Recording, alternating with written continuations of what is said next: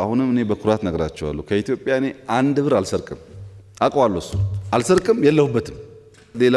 ሌላውም ሰው እንደዛ መሆን አለበት። መስረቅ የለብንም። የሚሰረቅ ሀገር አይደለም። ከማን ይሰረቃል? ሌብነት ማለት አካውንት ሊበረበር ነው፣ መሬት ሊበረበር ነው፣ በሚስት በልጅ ባጎት ሊበረበር ነው።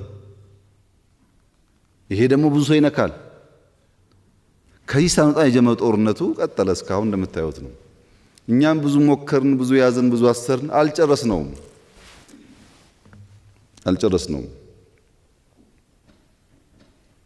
አሁን ቴድሮስ ይባላል በፎቶ ጎንደር ብትሄዱ በጣም ብዙ መኪና ላይ ፎቶ አለ። ማን ገደለው? ምን እንግሊዝ መቼም አማርኛ ይናገር መቼም እንግሊዝ እንዲህ በርብሮ ቤቱ አያቅ። ይሄው ዛሬ እንኳን ሽፍታ መያዝ ተቸግረን የለ እንዴ?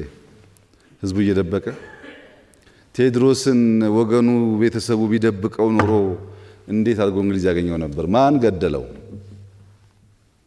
አሁን ከሞተ በኋላ ዝም ብለን ብንል ዋጋ የለውም እኮ እያለ ምን ረዳ ነው?